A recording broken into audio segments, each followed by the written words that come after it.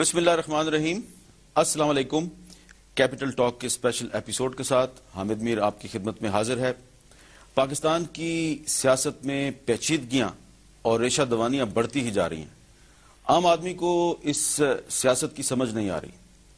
تو جب سیاست کو سمجھنا دشوار ہو جائے تو ہم کچھ ایسی شخصیات کے ساتھ ملاقاتیں کرتے ہیں جو پاکستان کی سیاست پہ نہ صرف گہری نظر رکھتی ہیں بلکہ اس سیاست کے جو پیچ و تاب ہیں اس سے اچھی طرح واقف بھی ہیں. تو آج ہم بات کریں گے جمعیت علماء اسلام کے سربراہ جناب مولانا فضل الرحمان صاحب سے. السلام علیکم مولانا صاحب, بہت بہت شکریہ. بہت سی سیاسی جماعتیں بڑے بڑے جلسے کر رہی ہیں, آپ نے بھی جلسے شروع کر دیے ہیں. کیا انتخابات بہت قریب آ گئے ہیں؟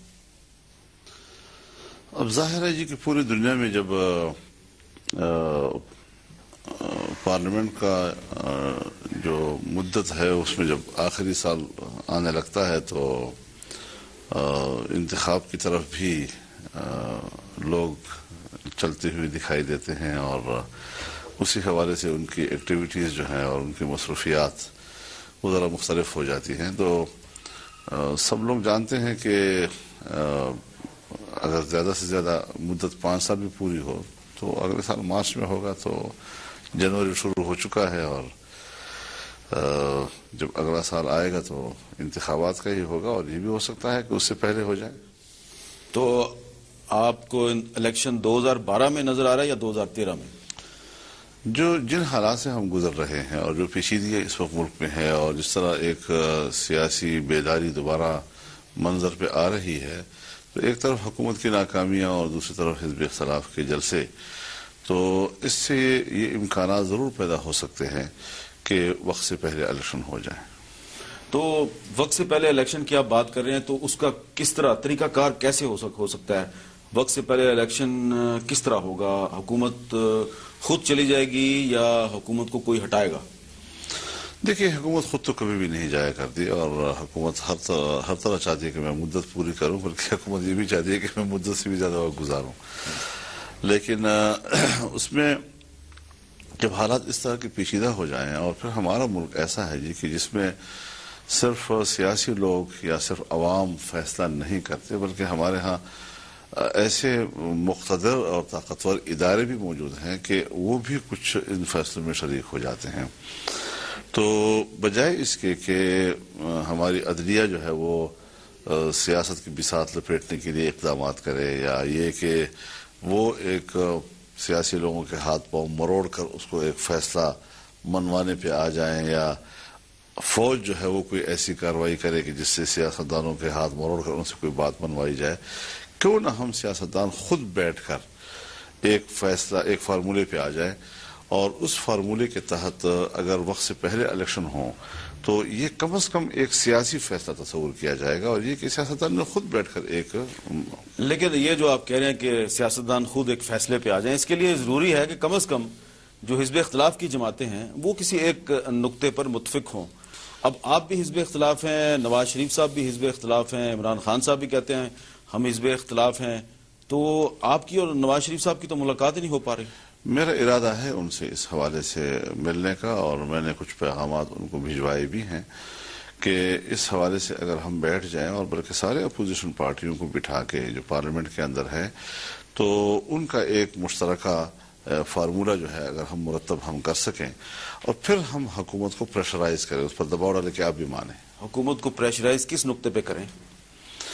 یعنی یہ کہ ظاہر اس میں کئی چیزیں انوالو ہوں گی. اس میں اس بات کو بھی دیکھا جائے گا کہ نادرا جو ہے وہ جو ووٹر لسٹ نیا تیار کر رہا ہے اس میں اس کو کتنا وقت چاہیے ہے. اگرچہ عدالت نے اس کو کہا ہے کہ فروری میں ہمیں پیش کرو, لیکن اگر اس طرح بھاگم دوڑی میں اور جلدی میں صرف عدالت کے سامنے رپورٹ پیش کرنے کے لیے انہوں نے اپنی کارکردگی دکھانی شروع کی تو وہ پھر اس پر اعتراضات ہوں گے اور اس پر شکوک و شبہات ہوں گے. لیکن فطری طور پر طبی طور پر ان کو کتنا وقت چاہیے یہ چیزیں ہم نے معلوم کرنی ہیں. اور پھر اس حوالے سے جو لوگوں کے اعتراضات کا مدت ہے ان فہرستوں کے اوپر وہ بھی ہمیں دیکھنا ہے. اور تیسری بات یہ ہے کہ چونکہ نئی مردم شماری ہوئی نہیں ہے تو شاید حلقہ بندیوں میں تبدیلی تو یا اس میں اضافے کے تو اب سوال ہی پیدا نہیں ہوتا. تو اگر ہم اس سال کے اندر اگر اکتوبر تک بھی ہم چلے جاتے ہیں تو یہ ایک ذہن میں ہے کہ ہم اس نقطے پر بھی سوچیں کہ باقی لوگ کس طرح کیا کہتے ہیں اور ہم کس پہ اتفاق کرتے ہیں. دوسرا یہ ہے کہ ہمیں ایک آزاد الیکشن کمیشن کا مطالبے پہ متفق ہو جانا چاہیے اور اس کے خد و خیال کیا ہوں ان سے تجاویز دی جائیں اس کے مطابق. اور تیسری بات یہ ہے کہ ایک قابل قبول عبوری حکومت ہو جائے. اب تو بظاہر تو صدر مملکت کو اختیار ہے کہ وہ عبوری حکومت جس طرح تشکیل دے, لیکن یہ بھی دیکھنا ہے کہ وہ نگرانی کرے الیکشن کی اس طریقے سے کہ اس میں جو دھاندلی کے امکانات ہیں وہ باقی نہ رہیں. تو اس طریقے سے ہم ایک فارمولے کی طرف جائیں اور اس پر تمام جماعتوں کے ہم تجاویز لیں اور اس پر ایک اتفاق. اس فارمولے کا اہم ترین نقطہ قبل از وقت انتخابات اکتوبر 2012. اس کے علاوہ اگر ہم آزاد الیکشن کمیشن کی بات نہیں کریں گے, اگر ہم ایک قابل قبول عبوری حکومت کی بات نہیں کریں گے تو پھر وہ ادھورا رہ جائے گا. اور قابل قبول عبوری حکومت میں یقیناً صدر آصف علی زرداری تو آپ برداشت نہیں کریں گے. صدر آصف علی زرداری جو ہے وہ اگر صرف صدر ہے اور پورا نظام جو ہے اس میں سب شریک ہیں تو پھر اس حوالے سے اس کی آئینی پوزیشن دیکھی جائے گی. اور آئینی پوزیشن میں اگر وہ ایک سیاستدان کی حیثیت سے یہ تسلیم کر لے کہ ہاں حالات میرے کنٹرول سے باہر ہیں یا مجھ پر وہ اعتماد نہیں رہا اور اپنی جگہ کسی اور کے حوالے کر دیں, اور اگر وہ سمجھتے ہیں کہ نہیں میں برقرار ہوں, تو پھر اس کو غیر مؤثر بنایا جا سکتا ہے تاکہ ایک ایسی حکومت جس کے بارے میں پھر یہ اطمینان ہو کہ صدر اکیلا جو ہے وہ پوری انتخابی نظام پر اثر انداز نہیں ہو سکتا. نواز شریف صاحب جو ہیں وہ کورٹ میں بھی گئے ہوئے ہیں اور وہ کہتے ہیں کہ عدالتی فیصلوں پہ عمل درآمد ہونا چاہیے. اب سپریم کورٹ نے یہ کہا ہے کہ NRO کیس میں حکومت 10 جنوری تک جو فیصلہ ہے سپریم کورٹ کا اس پہ عمل درآمد کرے اور سوئس حکومت کو صدر کے خلاف خط لکھے, ورنہ 10 جنوری کے بعد ایکشن ہوگا. تو آپ کے خیال میں حکومت کو یہ کام کرنے چاہیے؟ جس وقت NRO ہو رہا تھا تو اس زمانے میں ہم نے اس سے اختلاف کیا تھا کہ نہیں, ملک سے باہر معاہدے کر کے اور پورے پارلیمنٹ کو بالائے طاق رکھ کر دو پارٹیاں آپس میں ایک معاملہ طے کر رہی ہیں, جبکہ کرپشن یا اس قسم کی چیزیں تو ایک قومی سوال ہوا کرتا ہے اور اس پر صرف فوج اور ایک پارٹی کے بیچ میں کیوں بات ہو رہی ہے. جب ہم نے اس وقت اس سے اختلاف کیا تھا تو آج بھی ہمارا وہی موقف ہے. چنانچہ جب یہ مسئلہ ایک دفعہ پہلے بھی آیا تھا کہ پارلیمنٹ میں اس کو لایا جائے تو ہم نے کہا جی ہم ووٹ نہیں دیں گے اس پہ. یعنی یہ نہیں کہ آپ لاتے ہیں یا نہیں لاتے, جو بھی صورت ہوگی ہم اپنی رائے دیں گے. اور مجھ سے پھر اس پارٹی کے لوگوں نے اور آصف زرداری صاحب نے بات بھی کی اور کہا کہ جی آپ حکومت کی اتحادی ہیں. تو میں نے کہا یہ چیز جو ہے یہ اس وقت اس زمانے کی ہے جب ہم اور آپ اتحادی نہیں تھے, اور اس زمانے میں جو ہماری رائے تھی آج بھی ہم وہی رائے پیش کریں گے. جی تو آپ کا موقف یہ ہے کہ سپریم کورٹ کے فیصلے پہ عمل درآمد کیا جائے؟ اب ظاہر ہے جی کہ جب فیصلے ہو جاتے ہیں کورٹ کے تو کورٹ کے فیصلے اسی لیے ہوتے ہیں نا کہ اس پر عمل درآمد ہو. میمو گیٹ پہ آپ کی کیا پوزیشن ہے؟ میمو گیٹ سکینڈل نے ایسے حالات پیدا کر دیے ہیں, کچھ لوگ کہتے ہیں کہ مارچ 2012 تک تو یہ حکومت جائے گی نہیں, اس سے پہلے فارغ ہو جائے گی. یہ اس کے دو پہلو ہیں. ایک میمو خود اس کا جو ٹیکسٹ ہے, جو تحریر ہے, اس میں تو یقیناً قومی سلامتی کے حوالے سے مواد موجود ہے اور اس حوالے سے اگر کسی نے اس کا نوٹس لیا ہے تو کوئی زیادہ غلط بھی نہیں کیا. لیکن اب یہ کہ اس کے ذمہ داران کون ہیں, کون کس قدر اس میں ملوث ہے, یہ ہے مسئلہ یا تو عدالت میں اور یا قومی سلامتی کمیٹی کے اندر, جس کے آپ خود بھی ممبر ہیں. جس کا میں خود بھی ممبر ہوں.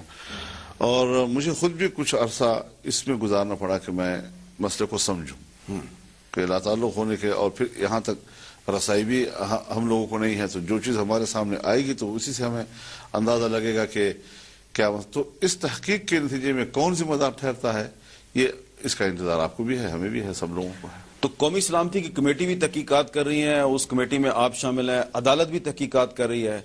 تو قوم پھر کس کے فیصلے کو درست سمجھے گی, عدالت کے فیصلے کو یا آپ کے فیصلے کو؟ خیر ابھی یہ سوال شاید اتنا ضروری نہیں ہے کہ کس کو اہم سمجھے اور کس کو نہیں.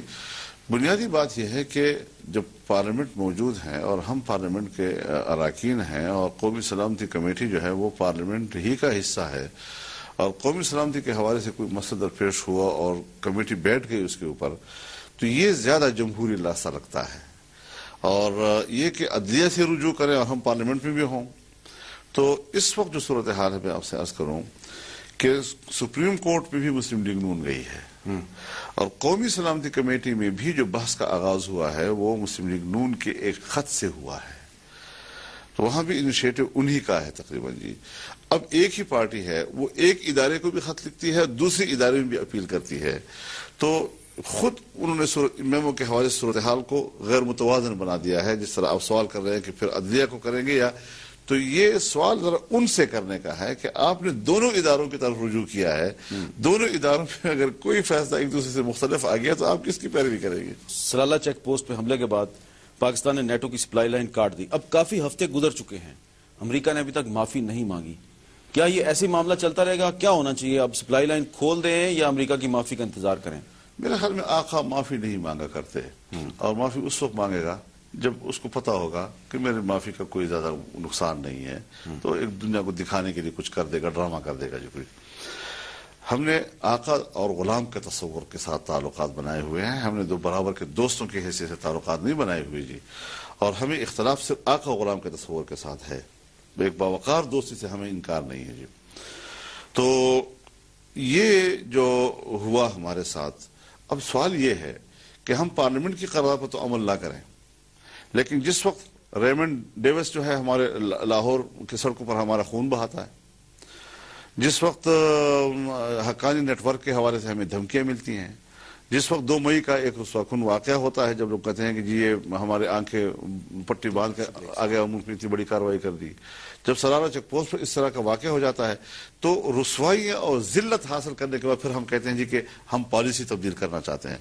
اب 3 اقدامات ہوئے ہیں، ایک کہ سپلائی لائن آپ نے بند کر دی ناٹو کی، شمسی ایئر بیس آپ نے خالی کر دیا، اور بون کانفرنس میں آپ شریک نہیں ہوئے جی۔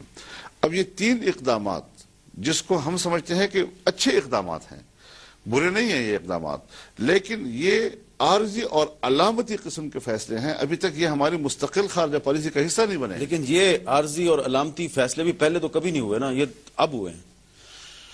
تو کسی وقت پر آدمی بار بار جب قوم آپ سے کہتی ہے کہ بابا تمہارے 10 سال کی پالیسیوں کا نتیجہ یہ رسوا کن، تو کچھ تو قوم کے سامنے پھر رکھنا بھی پڑتا ہے نا۔ قوم کے سامنے یہ بھی تو صورتحال ہے کہ اس حکومت نے اپنی تمام تر ناکامیوں اور نااہلیوں کے باوجود جب نیٹو کی سپلائی لائن کاٹی، جب شمسی ایئر بیس خالی کروایا اور جب بون کانفرنس کا بائیکاٹ کیا، تو اس حکومت کی تو ایسی تیسی ہو رہی ہے۔ میں عرض کروں آپ سے کہ امریکہ کے ساتھ اسٹریٹجک پارٹنرشپ پر فوج اس کو سزا نہیں دے رہی، اس غلط پالیسی کی وجہ سے کورٹ اس کو سزا نہیں دے رہی، اس غلط پالیسی کی وجہ سے مسلم لیگ نون اس کو سزا نہیں دے رہی، اس غلط پالیسی کی وجہ سے کوئی اور سیاسی جماعت اس کو سزا نہیں دے رہی، کوئی شخص اس کے خلاف جلسے عام میں اس پہلو کو لے کر میدان میں نہیں آتا۔ اس کو آتا ہے بے روزگاری بڑھ گئی، کرپشن بڑھ گیا، ریلوے ختم ہو گیا، پی آئی اے ختم ہو گیا، داخلی جو موضوعات ہیں اس پر، اس کی بنیاد پر حکومت پر حملہ کیا جا رہا ہے، جو بین الاقوامی سطح پر انہوں نے پاکستان کا بیڑا غرق کیا ہوا ہے، اور پچھلی حکومت کے۔ اب سوال بنیادی یہ ہے، ایک اور سوال میں آپ کے سامنے رکھنا چاہتا ہوں کہ کشمیر کے حوالے سے 4 نکاتی فارمولہ بھی ریکارڈ نہیں ہے، اور 2001 کی پالیسی کے حوالے سے بھی ریکارڈ نہیں ہے۔ اب حکومت آ گئی زرداری صاحب کے ہاتھ میں، گیلانی صاحب کے ہاتھ میں۔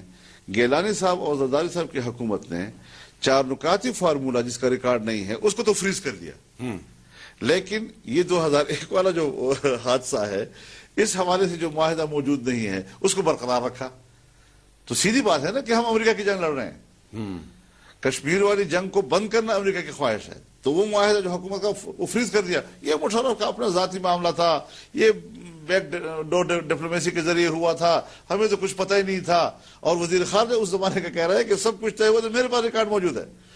تو آج کیا صورتحال ہے کہ اس امریکہ کے ساتھ اتحاد کی پالیسی کو آپ نے برقرار رکھا، آپ نے ملک کے اندر آپریشن شروع کیے، آپ نے اپنے لوگوں کو مارا، بمباریاں ان کے اوپر کی، بے گھر کیا، در بدر کیا، اور آج بھی آپریشن شروع ہے اس کے حوالے سے جی۔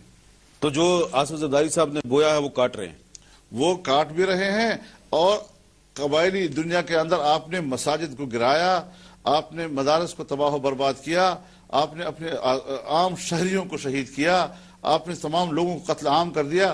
قتل عام کے بعد آج بھی تو آپ ان کے ساتھ مذاکرات کر رہے ہیں نا، تو یہ مذاکرات اس وقت بھی ہو سکتے تھے جب پارلیمنٹ کی بحث چل رہی تھی اور وہ خاموش بیٹھے تھے کہ حکومت ہمیں رجوع کرے گی، ہم ان سے بات کرنا چاہتے ہیں جی۔ وقفے کے بعد دوبارہ خوش آمدید۔ مولانا فضل الرحمان صاحب، 2-3 مہینے سے ہم دیکھ رہے تھے کہ خود کچھ حملوں میں، بم دھماکوں میں کچھ کمی واقع ہو گئی تھی اور شاید اسی لیے جلسے بھی شروع ہو گئے تھے، لیکن اب ہم دیکھ رہے ہیں کہ پشاور میں ایک دھماکہ ہو گیا اور خیبر ایجنسی میں دوبارہ یہ واقعات شروع ہو گئے ہیں. اس کی کیا وجہ ہے؟ ہاں، ان سے میرا ایک اور سوال ہے. دیکھیے، جب آپ ایک آپریشن شروع کرتے ہیں کسی کے خلاف اور وہ بھی کہتے ہیں کہ جی ہم بھی دفاعی جنگ لڑیں گے اور ایک دوسرے، اب ایک مرحلہ ایسا آتا ہے جب حکومت کہتی ہے جی کہ ہم جنگ نہیں لڑنا چاہتے، یا اعلانیہ طور پر یا غیر اعلانیہ. اب ظاہر ہے جب سے امریکہ کی امداد ہم پہ بند ہوئی نا جی، تو انہوں نے بھی جنگ کرنا چھوڑ دیا. تو اس سے ایک سوال پیدا ہوا کہ کیا ہم امداد وصول کرنے کے لیے سارے ڈرامے کر رہے ہیں، لوگوں کو قتل کر رہے ہیں جی. جس وقت حکومت جنگ بند کرتی ہے تو سوال یہ پیدا ہوتا ہے کہ ادھر سے جنگ بندی کیوں ہو جاتی ہے. یعنی یہ حساس بات ہے نا جی، کہ یہ جنگ کون لڑ رہا ہے، اس کے اندر کون سے عناصر ہیں جو ہماری آنکھوں سے پوشیدہ ہیں، ہمارے عقل سے پوشیدہ ہیں، کہ ایک سائڈ تو جنگ بند کر رہا ہے تو دوسرے تو اعلان نہیں کیا، تو ادھر سے بھی جنگ بند ہو جاتی ہے. تو ایک تو بنیادی سوال یہ بھی ہے جو میرے نزدیک ابھی تک اس کا کوئی جواب نہیں مجھے موصول ہو رہا. دوسری بات یہ ہے کہ یہ بھی خبریں آ رہی ہیں کہ مذاکرات تو ہو رہے ہیں، بات چیت تو کسی لیول پہ چل رہی ہے، اور خاص طور پر ایسے موقع پر آپ نے مجھ سے یہ سوال کیا جبکہ یہ خبر بھی میں اخبار میں پڑھ رہا ہوں کہ ملا عمر صاحب نے بڑی صراحت کے ساتھ کہہ دیا ہے کہ ہم پاکستان کے فورسز کے ساتھ لڑائی کے حق میں نہیں ہیں اور جو جنگ لڑ رہے ہیں وہ رک جائیں فوراً. اتنا توانا قسم کا ایک بیان وہ حال ہی کے دنوں میں پھیلا ہے، جبکہ مجھے بہت عرصہ پہلے اس کی کچھ کاپیاں انہوں نے شائع کی تھی، مل گئی تھی، جس میں انہوں نے یہی کچھ کہا تھا، لیکن اس وقت اس کو اتنا زیادہ ہائی لائٹ نہیں کیا گیا اور 2-4 روز سے اس کو ہائی لائٹ کیا جا رہا ہے. تو آپریشنز ابھی بھی چل رہے ہیں؟ اور جہاں تک آپریشن کا تعلق ہے تو ظاہر ہے جی کہ جس وقت آپ کسی مفاہمت کی طرف جاتے ہیں تو اس موقعوں پر کچھ تھوڑے سے آفٹر شاکس ہوتے ہیں جی. تو یہ جو کچھ تھوڑا بڑا ہو رہا ہے یہ شاید وہی چیزیں ہیں جو اس فیصلہ کن مرحلے پہ پہنچنے کے بعد ایک دوسرے پر پریشر ڈالنے کے لیے کیے جاتے ہیں. آفٹر شاکس ہیں یہ؟ مجھے لگتا ہے اس طرح ہے. اچھا، ابھی آپ نے تھوڑی دیر پہلے کشمیر کا ذکر کیا، تو کشمیر کے حوالے سے جو اس حکومت کی پالیسی ہے، انڈیا کو پسندیدہ ملک قرار دینے کا جو ایک ہم نے خبر سنی تھی، بعد میں وزیر اعظم نے اس کی تردید بھی کر دی، تو اس کے بعد ایک دفاع پاکستان کانفرنس شروع ہو گئی. اس میں آپ کے بہت سے پرانے دوست ہم نے دیکھے، لیکن اس میں بہت سی دینی جماعتیں تھیں، اس میں جماعت الدعوہ کے لوگ بھی تھے، شیخ جنرل ضیاء الحق صاحب کی لابی ساری تھی اس میں، جنرل ضیاء الحق صاحب کی لابی، شاید شیخ رشید صاحب اور اعجاز الحق کی وجہ سے آپ کہہ رہے ہیں. باقی بھی سارے وہی تقریباً. نہیں، لیکن آپ اس میں کیوں نہیں گئے؟ مجھے دعوت ہی نہیں ہے. آپ کو دفاع پاکستان کانفرنس میں بلایا نہیں گیا؟ تب نہیں. اگر بلاتے تو آپ جاتے؟ سوچتا پھر میں اس کے اوپر. تو ان کا مقصد تو نیک ہے. معلوم کرتے کہ دفاع افغانستان کونسل بنی تو افغانستان پر حملہ ہوا، تو اگر دفاع پاکستان کونسل بنی ہے تو پاکستان پر کہیں سے حملہ کروانا ہے، یہ کیا مطلب ہے؟ یہ تو پوچھتا کم از کم ہے. نہیں، لیکن اس میں بہت سے ایسے لوگ بھی ہمیں نظر آئے جن پہ کہ پہلے مشرف صاحب کے دور میں پابندی لگائی گئی، لیکن ان کے ساتھ مشرف صاحب کے وزیر بھی ہم نے خطاب کرتے ہوئے دیکھے. تو یہ کیا چکر ہے؟ تو یہی دیکھیں، چکر کی بات آپ مجھ سے نہ پوچھیں، چکروں کی بات آپ مجھ سے زیادہ خود جانتے ہیں کہ پیچھے یہ کس کی آشیرواد سے اس قسم کے اقدامات ہوتے ہیں جس سے فضل الرحمان کو الگ تلگ رکھا جاتا ہے جی. جب سوات میں آپ معاہدے کر رہے ہیں تو ANP مذہب کے فیصلے کرتی ہے اور میں حکومت میں شامل ہوں، مجھے الگ تلگ رکھا جا رہا ہے، تو اس کے پیچھے کون ہو سکتا ہے جی؟ اچھا، پچھلے دنوں آپ کی پارٹی کے ایک سینیٹر اعظم سواتی صاحب جو ہیں، انہوں نے استعفیٰ دے دیا، وہ تحریک انصاف میں چلے گئے. ان کے ایک بھائی ہیں لائق محمد خان صاحب، وہ آپ کی پارٹی کے ٹکٹ پہ MNA بنے ہیں، تو وہ جا رہے ہیں تحریک انصاف میں یا نہیں جا رہے؟ دیکھیے، جہاں تک اعظم خان سواتی صاحب کا تعلق ہے تو انہوں نے تو بڑی صراحت کے ساتھ کہہ دیا کہ مجھے اپنی پارٹی سے کوئی شکایت نہیں، اور مجھے ایک خط بھی بھیجا انہوں نے، اور جس میں انہوں نے یہ بھی کہا کہ علماء کرام، اکابرین، آپ کا خاندان میرے ساتھ بڑے احسانات، میں اس کا ہر وقت جو ہے معترف رہوں گا اور اس تعلق کو زندگی بھر نبھاؤں گا وغیرہ وغیرہ جی. تاہم میں مستعفی بھی ہو رہا ہوں اور یہ بھی ہو رہا ہوں. اب جب ان کو مجھ سے کوئی شکایت نہیں، میری پارٹی سے کوئی شکایت نہیں ہے، تو پھر میں کیا تبصرہ اس کے اوپر کروں؟ جہاں تک لائق محمد خان کا تعلق ہے، دیکھیے اگی جو ہے ان کا حلقہ انتخاب ہے، اور اگی کے بہت بڑے جلسے عام میں جی، یعنی یہ میں سمجھتا ہوں کہ اس سرزمین پر شاید اس سے بڑا جلسہ آج تک کسی نے دیکھا نہیں ہے جی. اس جلسے عام میں انہوں نے صرف خود نہیں، اپنے بیٹے کو بھی لا کر کھڑا کیا ہے کہ میں بھی اس جماعت میں زندگی گزاروں گا مکمل، اور میرے بعد پھر اگلی نسل کو بھی کہہ رہا ہوں کہ وہ بھی جمعیت میں اپنا وقت گزارے گا، اور میں جمعیت میں آیا ہوں جمعیت میں زندگی گزارنے کے لیے، جمعیت سے جانے کے لیے نہیں۔ تو یہ کافی ہے ہمارے لیے ایک امتحانی اس حد تک۔ اور ہم جب جماعت کے ساتھ وہ اس طرح کے ایفائے عہد کا اظہار کرتا ہے تو ہم قبول کرتے ہیں اس کو۔ جب جماعت سے کوئی شکایت ہی نہیں ہے تو پھر کیا تبصرہ کر سکتے؟ تو آپ کو اعظم سواتی سے بھی کوئی شکایت نہیں ہے اور عمران خان سے بھی کوئی شکایت نہیں ہے؟ اعظم سواتی صاحب سے یہی شکایت ہے کہ بلا وجہ پارٹی کیوں چھوڑی؟ دیکھیے میں گزارش کروں گی، ہم جمعیت والے جو ہیں نا، یہ جمعیت کو ماں سمجھتے ہیں کہ جس کی گود میں ہم نے پرورش پائی، جس میں ہم نے بہت کچھ سیکھا، اور پھر کارکن جو ہے وہ اپنی ماں کے ساتھ ایک فدائیت کا جذبہ رکھتا ہے، اس سے ایک وفاداری کا جذبہ رکھتا ہے۔ لیکن افسوس ان لوگوں پہ ہوتا ہے جو اس ماں کو داشتہ سمجھتے ہیں اور اپنی ہوس پوری کر کے چلے جاتے ہیں اور پھر ایک دوسری داشتہ کی تلاش میں شروع ہو جاتے ہیں۔ آپ کہہ رہے ہیں کہ اعظم سواتی نے اس ماں کو داشتہ سمجھا؟ بہت سے لوگ اس طرح کے ہوتے ہیں، اس لسٹ میں چلا گیا، مجھے افسوس ہے اس کے اوپر۔ تو یہ تو پارٹی چھوڑ کے تو بہت سے لوگ آج کل جا رہے ہیں اور وہ تو کہتے ہیں ہم انقلاب لے کے آئیں گے اور سونامی لے کے آئیں گے۔ جہاں تک سونامی، دیکھیے ایک پارٹی کا نام تحریک ہے۔ میں نے جتنی بھی مفکرین کو سنا ہے یا جتنا بھی ایک طالب علم کی حیثیت سے لفظ تحریک کو میں سمجھ سکا ہوں، تحریک کو عام طور پر سمندر کی لہروں سے تو تعبیر کیا گیا ہے، لیکن بھونچال، طوفان اور سونامی سے کبھی تعبیر نہیں کیا گیا ہے۔ تو یہ تو اس تحریک کے جو روح ہے اس کے منافی اس کی تعبیر ہے۔ تو ایک تو اس حوالے سے بھی دیکھنا چاہیے کہ ایک جذباتی قسم کے نعرے ہوتے ہیں اور ان نعروں سے کہتے ہیں کہ چینج آئے گا، تو چینج کی بات تو جی سن 47 میں بھی ہم نے کی، 63 سال ہو گئے ابھی تک ہم چینج کی انتظار میں ہیں۔ غریب انسان کے لیے جو نعرہ دیا تھا ذوالفقار علی بھٹو صاحب نے، اس سے شاید کوئی توانا آواز نہیں پاکستان کی تاریخ میں۔ تو کیا صورتحال ہے آج، کیا ملا قوم کو۔ اور اگر امریکہ کو دیکھا جائے، اوباما صاحب نے کہا چینج، اسی پہ الیکشن لڑا جی، بیچارہ ادھر دیکھ رہا ہے کہ کیا کروں جی۔ تو یہ نعروں سے تبدیلیاں نہیں آتی جب تک کہ نعرے کے پیچھے ایک باقاعدہ منشور نہ ہو۔ جمعیت علماء چونکہ ایک باقاعدہ منشور رکھتی ہے اور اس منشور کو قرآن و حدیث کی روشنی میں طے کیا گیا ہے اور اکابر اور جید علماء کرام نے طے کیا ہے، تو تحریک کی صورت میں ہم نے چلنا ہے اور اپنے نظریات پر کاربند رہتے ہوئے چلنا ہے، اور اس تأثر کو جگہ نہیں دینی کہ خدا نخواستہ ہمارے پشت پر کہیں بین الاقوامی قوت آ گئی ہے یا کوئی داخلی مقتدر قوت آ گئی ہے، اور اس کی بنیاد پر تو پھر آپ ہمیشہ اقتدار میں آ کر بھی ان کے مفادات کے لیے کام کریں گے۔ لیکن آپ اس رائے کو کس طرح جھٹلا سکتے ہیں، اس حقیقت کو کیسے جھٹلا سکتے ہیں کہ پاکستان کے نوجوانوں کی ایک بڑی اکثریت روایتی سیاستدانوں سے تنگ آئی ہوئی ہے اور اسی لیے وہ عمران خان کے پیچھے کھڑے ہو گئے ہیں؟ ہاں، ان کو سمجھانے کی ضرورت ہے کہ دیکھیے تحریک انصاف کو ہم کئی حوالوں سے دیکھنا چاہتے ہیں۔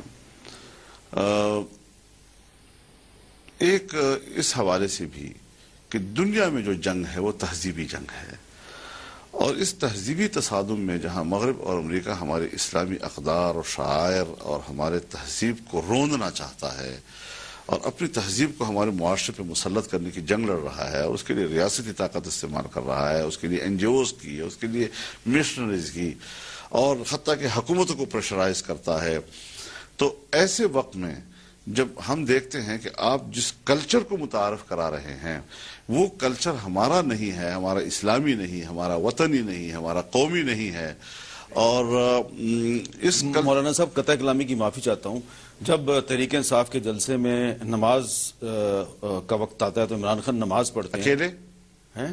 اکیلے نہیں پڑھتے ہیں، شلوار قمیض پہن کے آتے ہیں۔ اچھا، ہاں تو یہ جینز جو ہے وہ صرف ہوائی جہاز میں پہنتے ہیں؟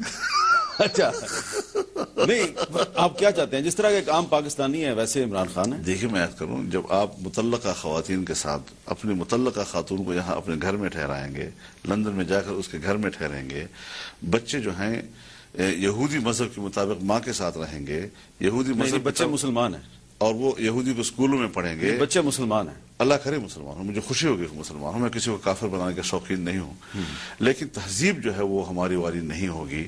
ہم یہاں پر ان کو اپنے ساتھ باہوں میں باہیں ملا کر, یعنی آپ مجھے چھیڑ رہے ہیں, میں اس پر زیادہ بحث کرنا نہیں چاہتا تھا, لیکن ایک نوجوان کو آپ نے کہا کہ نوجوان کو سمجھانا ہے کہ ہماری تہذیب و تمدن وہ کہاں چلا گیا. میوزیکل شوز میں ہمارے جلسے تبدیل ہو گئے ہیں, دختران قوم کے رقص سرود میں ہمارے جلسے تبدیل ہو گئے ہیں. ملی نغمے ہوتے ہیں, ملی نغمے نہیں ہوتے حضرت, وہ سارے کے سارے جو ہے. تو وہ شہزاد رائے جو ہے جس نے وہاں پہ گانا گایا, اس نے ڈرون حملوں کے خلاف بھی گانا سنایا. اب سوال یہ ہے کہ آپ امریکہ کو 2-3 گالیاں بھی دے دیں, لیکن اس کو یہ اطمینان دلا دیں کہ میں آپ کی تہذیب کی جنگ لڑ رہا ہوں, تو وہ ان کے لیے اطمینان, ان کی نمائندگی. آپ یہ کہہ رہے ہیں عمران خان اندر سے امریکہ کے ساتھ ہے؟ بالکل, اس میں کوئی شک نہیں ہے جی, اور اس میں کسی کو ابہام بھی نہیں رہنا چاہیے. اور میرے پاس اور بھی بہت سی معلومات ہیں جس کو میں چاہتا نہیں لوگ سمجھیں گے کہ شاید خواہ وہاں کسی کے پیچھے پڑ گیا ہے. تو ایک تو تہذیبی حوالے سے کہ میں سمجھتا ہوں کہ جب تہذیبی جنگ دنیا میں ہے اور ایک قوت مغربی تہذیب کا نمائندہ بن کر ملک کی سیاست کر رہا ہے, تو میں اس کی حمایت نہیں کر سکوں گا. دوسری چیز جو ہے کہ جو لوگ وہاں شامل ہو رہے ہیں, جس کا آپ ایک چینج, کیا جو قوت اس رواں دواں ان کی طرف جا رہی ہے وہ کیا تبدیلی والی قوت ہے؟ جاوید ہاشمی. جاوید ہاشمی تبدیلی والا شخصیت ہے, میرے لیے قابل احترام ہے. مسلم لیگ نون میں رہے ہیں, لیکن مسلم لیگ کا کون سا آدمی ہے جو تبدیلی کی بات کرتا ہے؟ ملک انہوں نے بنایا, ملک پر آج تک وہ مسلط وہی طبقہ ہے, وہی لوگ ہیں. صرف ایک مشرف کے دور میں, معتوبی کا دور اس نے گزارا ہے جو قابل تحسین ہے, اس میں ضرورت میں ان کو سلام پیش کرتا ہوں. لیکن یہ کہنا کہ ایک شخص جو ہے صرف مشرف کے دور میں مستحکم رہا اپنی پارٹی کے ساتھ, اپنی پارٹی کو چھوڑ کر دوسری پارٹی میں چلا جانا اور پھر اس کو داد تحسین دے دینا, یہ مجھے سمجھ میں نہیں آ رہی بات. تو ایک شخص کے ذاتی کردار کو اس وقت تک دیکھا جائے گا جب آپ دیکھ رہے ہیں کہ آپ مشرف کی پوری ٹیم میں جا کر شامل ہو رہے ہیں, مشرف کے ایڈیشن بن رہے ہیں, تو اس کے بعد آپ تبدیلی کا تصور کیسے کر سکتے ہیں؟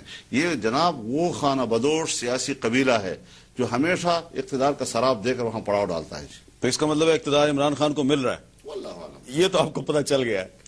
میں سمجھتا ہوں کہ یہ اس سے مجھے اختلاف ہے کہ میڈیا بھی یک طرفہ طور پر جب مصروف ہو جاتی ہے تو پھر میڈیا بھی ایک سوال نشان بن جاتا ہے. اب ناراض نہ ہوں کہ وہ کس کے اشارے, جیسے مغرب کی میڈیا جو ہے جس کو لوگ آزاد میڈیا کہتے ہیں, لیکن مغرب کی ایک طے شدہ پالیسی سے ہٹ کر ایک لفظ بھی وہ نہیں کہتے اور اسی پہ سارے گردان چڑھا دیتے ہیں. یہاں پر بھی ہماری میڈیا کچھ اسی طرح کی بن گئی ہے کہ اس سے پتہ چلتا ہے کہ شاید کہیں کوئی قوت ایسی تو نہیں ہے کہ جس کے بعد ساری ہوائیں ہی اس کی طرف پلٹ گئی ہیں. لیکن مجھے اس کی کوئی فکر نہیں. کیوں؟ میں ایک نظام کے ساتھ جنگ لڑ رہا ہوں, میں ایک فرد کے ساتھ نہیں. ایک وقفہ, اور وقفے کے بعد مولانا فضل الرحمان صاحب سے پوچھنا ہے کہ یہ نظریاتی سیاست کی بات کر رہے ہیں, تو پاکستان میں نظریاتی سیاست تو جماعت اسلامی بھی کرتی ہے, تو پھر جماعت اسلامی جو ہے وہ تحریک انصاف کے ساتھ بات چیت کیوں کرتی ہے؟ یہ تو بہت بڑا تضاد ہے. وقفے کے بعد دوبارہ ملتے ہیں.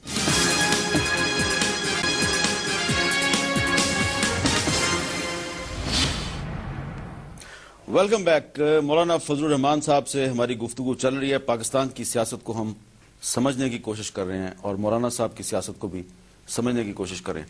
مولانا صاحب, آپ وقفے سے پہلے تحریک انصاف پہ تنقید کر رہے تھے. کیا یہ درست نہیں کہ جماعت اسلامی بھی ایک نظریاتی جماعت ہے اور جماعت اسلامی جو ہے وہ تحریک انصاف کے ساتھ بھی مذاکرات کر رہی ہے اور آپ کے ساتھ بھی ان کے مذاکرات ہو رہے ہیں؟ میری بات کو آپ تحریک انصاف پر تنقید سے تعبیر نہ کریں. میری بات کو آپ ایک نظریاتی تقابل کے ساتھ اور اس تحریک کے پیچھے جو ایک کلچر کا فرما ہوتا ہے, ایک مشن کا, اس حوالے سے. جہاں تک جماعت اسلامی کا تعلق ہے, ہم ان کی اتحادی رہے ہیں اور بڑی نیک نیتی کے ساتھ اور خلوص دل کے ساتھ ہم نے ان کے ساتھ کام کیا ہے. لیکن سوال بنیادی یہ ہے کہ 5 سال ہم نے بڑے اچھے گزارے اور پھر سوال پیدا کر دیا کہ جی استعفے دو. ہم نہیں دینا چاہتے تھے, ہم اس فلسفے کے خلاف تھے, لیکن ایسی صورتحال پیدا کر دی معروضی لحاظ سے کہ جیسے استعفیٰ دینے والا وہ تو مشرف کا مخالف ہے اور نہ دینے والا اس کا حامی ہے. اس فضا میں ہمیں بھی بالآخر ان کے ساتھ ٹھیک ہے ہم, لیکن بعد میں انہوں نے کہا کہ بائیکاٹ کرنا چاہتے ہیں الیکشن کا. اس بائیکاٹ کے لیے انہوں نے ہمیں چھوڑ کر مسلم لیگ نون کی طرف چلے گئے اور مجھے پتا تھا کہ مسلم لیگ نون بائیکاٹ نہیں کرے گی جی، لیکن وہ نہیں سمجھ سکے اس صورتحال کو، اور پھر مسلم لیگ نون الیکشن میں چلی گئی اور وہ تنہا رہ گئے، اور رفاقت کس کے ساتھ؟ محمود خان اچکزئی اور عمران خان کے ساتھ۔ اگر اس پوزیشن میں ہم آ جاتے بالفعل تو آپ دیکھتے جمعیت علماء بس وہی سیکولر دنیا کے ساتھ، اور یہ تو بالکل برائے نام مذہب کی بات کرتے ہیں اور سیکولر لوگوں کے ساتھ، لیکن خود بڑے خوشی کے ساتھ چلے گئے اور کہہ رہے تھے کہ یہ بڑے زبردست لوگ ہیں، اور ان کے ساتھ اتحاد کی طرف۔ اس کے بعد جب یہ نئی حکومت بنی تو ہم نے ان کو تکلیف دی، تمام قائدین کو، اور تمام قائدین سے ہم نے عرض کیا کہ مشکل جب افغانستان میں تھی تو ہم ایک ہوئے، جب پاکستان میں آ رہی ہے تو ہم ایک کیوں نہیں ہے؟ امت ہم سے تقاضا کر رہی ہے، مقاصد ہم سے تقاضا کر رہے ہیں، اس پر کوئی ان کے درمیان وہ نہیں تھا، اختلاف نہیں تھا۔ اور میں نے پہلے اجلاس میں ان کو یہ بات کہہ دی تھی، یہ بات میں آج ریکارڈ پہ لانا چاہتا ہوں۔ پہلے اجلاس میں نے ان سے کہا کہ جب ایم ایم اے وجود میں آ جائے گا اور ایم ایم اے نے بحیثیت ایک سیاسی پارٹی کے یہ طے کر لیا کہ ہم اپوزیشن بینچوں پہ بیٹھتے ہیں تو میں حکومت کے مقابلے میں ایم ایم اے کو ترجیح دوں گا، یہ کہہ دیا میں نے۔ اور اس کے باوجود ہمارے بارے میں شروع کر دیا کہ جی پہلے حکومت سے نکلو اور پہلے حکومت سے نکلو۔ تو میں نے کہا پہلے حکومت سے نکلو کا مطالبہ جماعت اسلامی کا ہے، اور ایم ایم اے بن جانے کے بعد جو مطالبہ ہوگا وہ ایم ایم اے کا ہوگا۔ تو ہم جماعت اسلامی کا حکم قبول کرنے کے لیے تیار نہیں ہے، ایم ایم اے کا فیصلہ ماننے کو تیار ہے۔ خیر پھر آپ نے دیکھا وہ حالات ایسے بن گئے کہ ہم حکومت سے بھی نکل آئے۔ اب آج یہ بھی مجھے معلوم ہے کہ تحریک انصاف سے سیٹیں لینے کے لیے وہ کیا ترلے کر رہے ہیں، ان کے جی ترلے کر رہے ہیں، اور ہمارے ساتھ ہم سے جھجک۔ یہ کیسے مذہبی لوگ، دین اسلام کی بات کرنے والے، ہمارے ساتھ ہر لحاظ سے نظریاتی قرب کے باوجود کون سی وہ چیز ہے کہ جو ان کو ہم سے دور کرنے کا باعث بن رہی ہے اور دوسرے لوگوں کے قریب ہونے کا باعث بن رہی ہے؟ یہ سوال میرے لیے بھی بڑا عجیب ہے کہ مجھے بھی حیرت میں ڈال دیا ہے کہ یہ جو روش ہے ان کی ساتھ ڈیلٹا سے میں دیکھ رہا ہوں، میں تو کم از کم پھر مایوس ہو رہا ہوں۔ لیکن میری تو اطلاع یہ ہے مولانا صاحب کہ شاید عمران خان جماعت اسلامی کے ساتھ اتحاد نہیں کریں گے، میری تو یہ اطلاع ہے۔ تو جس طرح نون نے ان کو کہا کہ آپ کی اہمیت نہیں ہے، شاید تحریک انصاف ان سے کہہ رہی ہے کہ آپ کی کوئی اہمیت نہیں ہے۔ لیکن ان کی آپ کے ساتھ تو بات چیت چل رہی ہے جماعت اسلامی کی؟ جی چل رہی ہے، چل رہی ہے۔ تو پھر بات چیت چل رہی ہے، پھر بھی آپ اتنی تنقید کر رہے ہیں، کیا انہوں نے آپ سے کیا مطالبہ کیا؟ آپ کے رپورٹ میں کچھ ہے؟ میرے تو اطلاع یہ ہے کہ انہوں نے آپ سے یہ کہا کہ بلوچستان کی حکومت سے آپ نکل جائیں اور صوبہ خیبر پختونخوا میں 50% سیٹیں ہمیں دے دیں۔ دیکھیے، ایک بات وہ جو باہر کرتے ہیں، ایک بات وہ جو اندر کرتے ہیں، یعنی یہاں پر بڑی تعجب مجھے ہو جاتا ہے۔ جی میرے گھر پہ تشریف لائے ہیں ان کا وفد، اور میرے ساتھ انہوں نے 1-2 میٹنگ یہاں کی ہیں۔ آخری ان کا جو مطالبہ ہے وہ صرف اور صرف ایک ہے، اور قطعاً دوسری چیز اس میں شامل نہیں، اور وہ یہ کہ صوبہ پختونخوا میں ہمیں 50% کی بنیاد پر سیٹیں مہیا کرو۔ ہم انہیں کہتے ہیں کہ جی ہم 50% سے بھی زیادہ دینے کو تیار ہیں، لیکن اس کے لیے پہلے اصول طے ہوتا ہے، پھر فارمولہ طے ہوتا ہے۔ اس فارمولے میں اگر آپ کا حق بنتا ہے ہمیں کیا انکار ہے؟ تو فارمولے اور اصول کی بنیاد پر، اور یہ کہ ہمارے ساتھ جو اور جماعتیں شامل ہیں ان کو ہم کیا احساس دے رہے ہیں کہ صرف 2 پارٹیاں فیصلے کر رہی ہیں اور وہ بندر بانٹ کر کے پھر ہمیں بیچ میں بٹھا دیتے ہیں۔ جی یہ اخلاقی طور پر بھی ٹھیک بات نہیں ہوتی۔ اس لیے یہ بات کرنا کہ ہمیں 50% پہلے دو پھر اس کے بعد ہم ایم ایم اے، تو اب یہ بات بلوچستان حکومت سے نکل جاؤ تو پہلے کہتے ہیں پھر پارٹی کی یہاں سے نکلو، ہم نکل گئے، پھر کیا جواب دیا انہوں نے ہمیں؟ پھر کہا جی سیٹیں تقسیم کرو۔ اب یہ بلوچستان کی حکومت سے نکلنے اور پیپلز پارٹی کا سٹنٹ ان کے سامنے ہے، یہ صرف پبلک کو متوجہ کرنے کے لیے کہ ہم تو بڑے زبردست پیپلز پارٹی کے خلاف ہیں، تو یہ ان کے ساتھ۔ اب آپ مجھے بتائیں کہ اس وقت پیپلز پارٹی کے خلاف فرنٹ لائن پر مسلم لیگ نون لڑ رہی ہے، فرنٹ لائن پہ لڑ رہی ہے، لیکن بلوچستان میں وہ بھی حکومت میں ہے، بلوچستان کی پوری اسمبلی حکومت میں ہے۔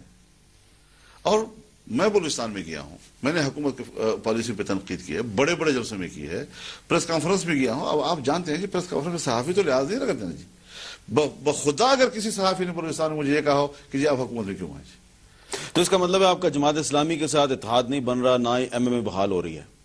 سب چیزیں امید پر ہیں. ہم سمجھانے کی کوشش کر رہے ہیں. خدا کرے ان کے سمجھ میں بات آ جائے کہ وہ فارمولے پہ آؤ. مجھے تو یہ سمجھ آ رہی ہے کہ الیکشن جب کبھی بھی ہوگا تو صوبہ خیبر پختونخوا میں آپ کا اتحاد تو عوامی نیشنل پارٹی سے ہوگا. اچھا, ہم تو سمجھتے ہیں ہم ANP کے متبادل ہیں صوبے میں. اچھا, ہاں. ایک سوال اگر آپ برا نہ منائیں, پہلے آپ وعدہ کریں برا نہیں منائیں. نہیں برا تو کبھی منایا نہیں ہم. اچھا, جتنا بڑا جلسہ عمران خان نے کراچی میں کیا, کیا آپ اتنا بڑا جلسہ کر سکتے ہیں وہاں پہ؟ 27 جنوری کو ہم انشاءاللہ کراچی میں جلسہ کریں گے, لیکن بڑا جلسہ ہم کریں یا چھوٹا کریں یہ سوال نہیں ہے. عمران خان سے بڑا ہوگا کہ نہیں ہوگا؟ میں میری بات پوری ہونے دو نا جی. آپ اپنی بات پہ اصرار نہ کریں. بڑا تو عوام کریں گے جی, لوگ آئیں گے تو بڑا ہو جائے گا. لیکن میں اس بات پہ سوچتا ہوں کہ آپ اور آپ کا جیو جو ہے وہ ہمیں کتنی کوریج دے گا, اس کے برابر دے گا, اس کے آدھا دے گا, اس کا پونا دے گا, اس کا چوتھائی دے گا, کچھ نہیں دے گا, یہ بھی تو بتا دوں. اگر آپ نے عمران خان کے جلسے کے برابر نہ کریں, آدھا بھی کر دیں اس کے مقابلے میں, تو آپ کو بہت کوریج نہیں, برابر سے تو ہم آگے جائیں گے انشاءاللہ. برابر سے آگے جائیں گے. لیکن میں آپ کو بتاتا ہوں نا جی کہ مانسہرہ میں ان کی بھی جلسے ہوئے ہیں, میرے بھی جلسہ ہوا. میں آپ کو بلا مبالغہ کہتا ہوں کہ ان کا جلسہ ہمارے جلسے کے کونے میں سما سکتا تھا جی. آپ نے ہمیں کیا کوریج دی؟ اچھا, جلسی تھی وہ. اور میدان میں جلسے ہوئے, ان کا بھی ہوا, ANP کا بھی ہوا. سب سے بڑا جلسہ جمیعت علماء اسلام کا تھا. آپ نے کیا کوریج دی اس کو؟ تقابل دیکھ لیں. شکایت ہے وہ بھی کرتے ہیں آپ سے کہ آپ ہمیں کوریج نہیں دیتے جی. اسفندیار ولی خان نے بھی آپ سے شکایت کی ہے, عمران خان نے بھی آپ سے شکایت کی ہے. لیکن آپ خود بھی تو منصف ہیں.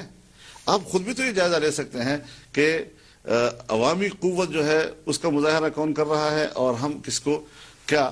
اب مجھے اس کا علاج ابھی تک نہیں آیا کہ وہ کون سی دوائی ہے جو آپ کو پلائی جائے اور اس کے بعد آپ کے اندر یہ احساس پیدا ہو جائے کہ بھئی انصاف کرنا ہے اور ہم نے غیر جانبدار رہنا ہے. بہت بہت شکریہ. مولانا فضل الرحمان صاحب نے آخر میں یہ دعویٰ کیا ہے کہ 27 جنوری کو کراچی میں یہ بہت بڑا جلسہ کریں گے, اور انہوں نے کہا کہ عمران خان کے جلسے سے بڑا جلسہ ہوگا. اگر ان کا جلسہ عمران خان کے جلسے سے بڑا ہوا تو پھر دنیا کی کوئی طاقت ان کو میڈیا میں ویسی کوریج سے نہیں روک سکتی جیسی کہ عمران خان کو ملی.